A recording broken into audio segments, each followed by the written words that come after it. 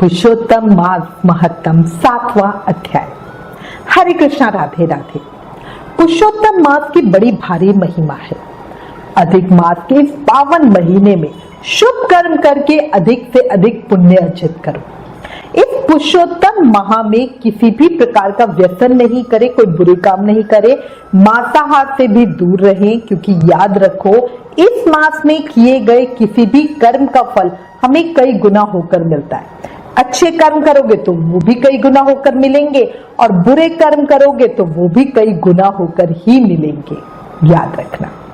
अब श्री गणेश जी महाराज और अपने गुरुदेव को याद करते हुए पुरुषोत्तम मास महत्तम का 7वां अध्याय सुनते हैं।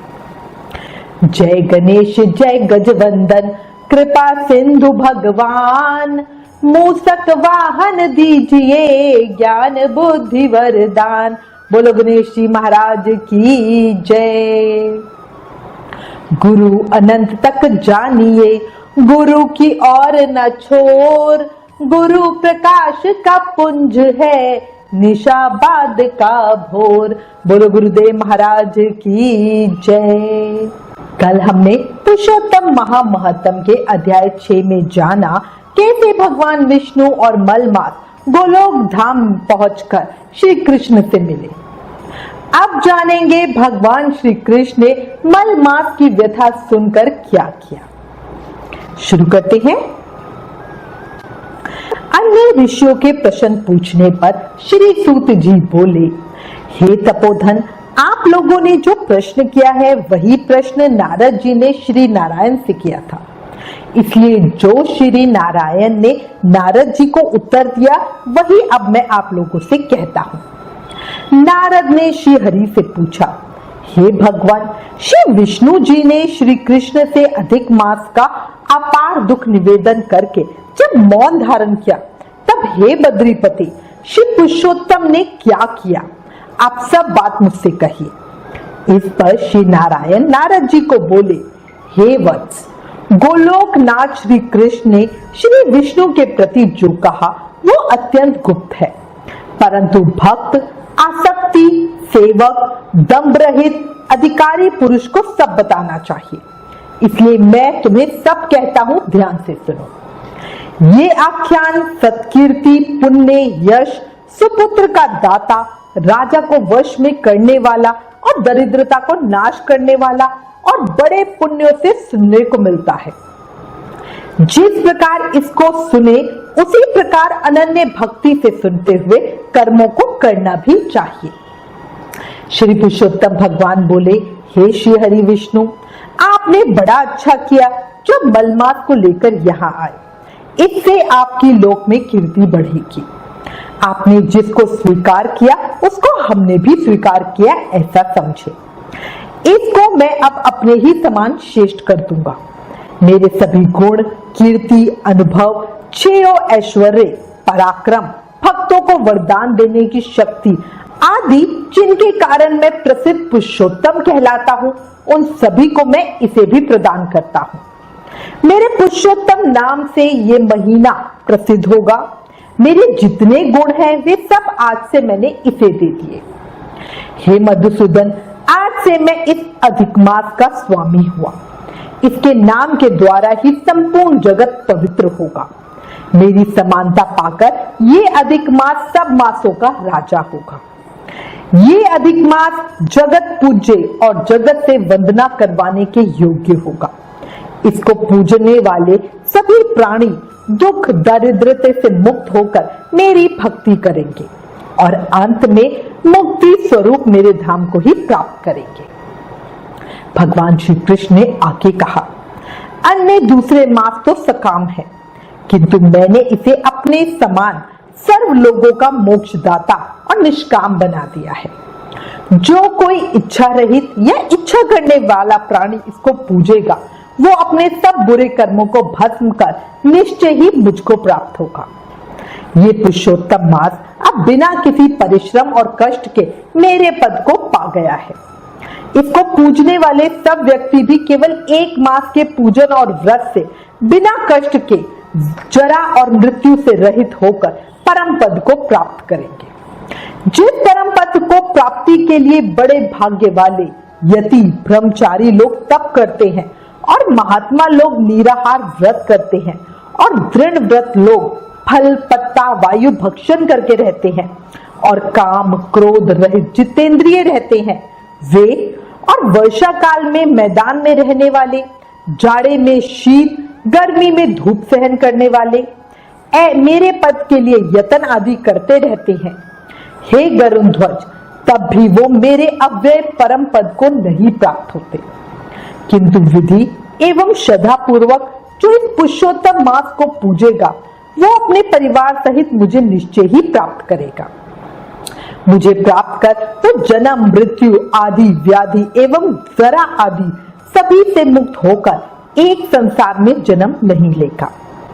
ये अधिक मास व्रत संपूर्ण साधनों में शेष साधन है और समस्त कामनाओं के फल की सिद्धि को देने वाला है। अतः इस पुरुषोत्तम मास का व्रत सबको करना चाहिए।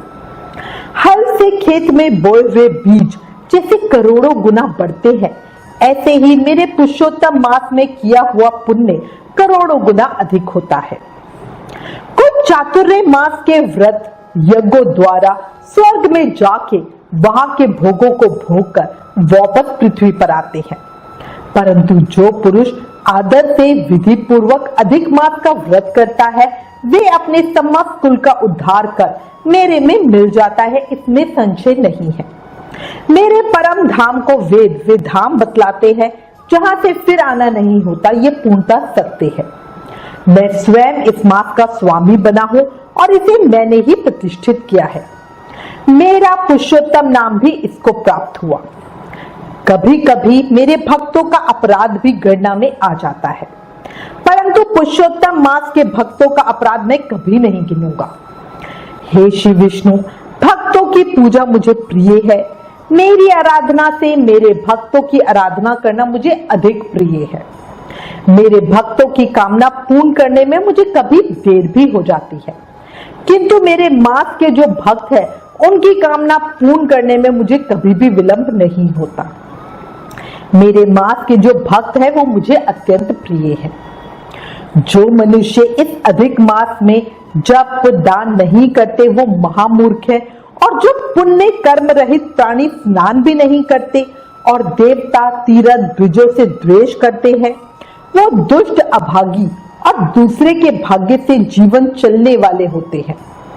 जिस प्रकार खरगोश के सींग कदापि नहीं होते, वैसे ही अधिक मास में स्नान आदि न करने वालों को स्वप्न में भी सुख प्राप्त नहीं होता। जो मूर्ख मेरे प्रिय मलमास का निरादर करते हैं और मलमास में धर्म आचरण नहीं करते वो सर्वदा नरकगामी होते हैं। प्रति तीसरे वर्ष पुरुषोत्तम मास आने पर जो प्राणी धर्म नहीं करते वो कुंभी पाक नरक में गिरते हैं और इस लोक में दुख रूप अग्नि में बैठे स्त्री पुत्र पौत्र आदि द्वारा उत्पन्न बड़े भारी दुखों को भोगते हैं। जिन प्राणियों को ये मेरा पुण्यतम पुरुषोत्तम मास अज्ञान से व्यतीत हो जाए वो प्राणी कैसे सुखों को भोग सकते हैं। जो भाग्यशालिनी स्त्रियां सौभाग्य और पुत्र सुख चाहने की इच्छा से अधिक मास में स्नान दान पूजन आदि करती हैं, उन्हें सौभाग्य संपूर्ण संपत्ति और पुत्र आदि ये अधिक मास देता है। जिनका यह मेरे नाम वाला पुरुषोत्तम मास दान आदि से रहित बीत जाता है उनके अनुकूल मैं नहीं रहता और ना उन्हें पति सुख प्राप्त होता है।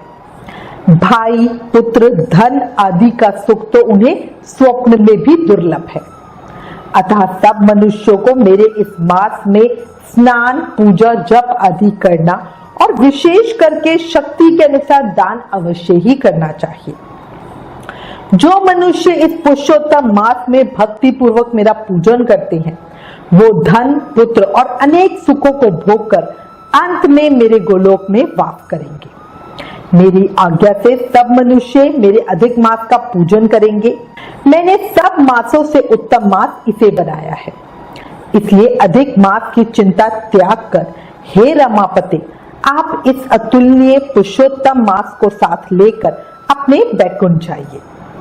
श्री नारायण बोले, इस प्रकार भगवान श्री कृष्ण के मुख से रसिक वचन सुनकर श्री विष्णु अत्यंत प्रसन्नता पूर्वक उस मलमास को अपने साथ लेकर नूतन जलधर के समान श्यामवर्ण भगवान श्री कृष्ण को प्रणाम कर गरुड़ पर सवार हो शीघ्र बैकुंठ के लिए चल दिए। इति श्री पुरुषोत्तम मास महत्तम में अधिक मास ऐश्वर्य प्राप्ति नामक 7वां अध्याय संपूर्ण।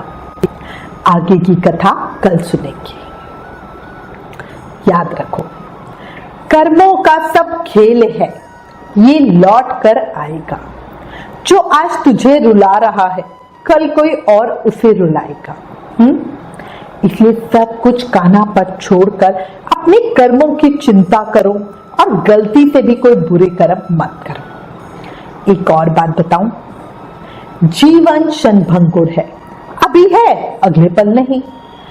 मौत को सदा याद रखो और अपने अनमोल जीवन को व्यर्थ मत जाने दो। पृथ्वी लोक को दुखालय या मृत्यु लोक कहते हैं। यहां से मुक्ति पाने का सिर्फ एक उपाय है, ज्यादा से ज्यादा नाम जाप करो, क्योंकि कलयुग केवल नाम धारा। कलयुग में सिर्फ नाम जाप करके ही कृष्ण की भक्ति, शक्ति, मुक्ति सब पाया जा सकता है। इसलिए प्रेम से, मन से, भाव से हर समय, हर पल, हर सांस के साथ जाप करते रहो। हरे कृष्ण कृष्ण कृष्ण हरे हरे, हरे Ram Ram Ram Hare Hare. Please in videos को ज्यादा से ज्यादा शेयर करके पुरुषोत्तम मास के प्रभाव को सबको बताओ। सेवा प्रचार करना भी एक बड़ी सेवा है। Please like, share and subscribe. Thank you. Hare Krishna.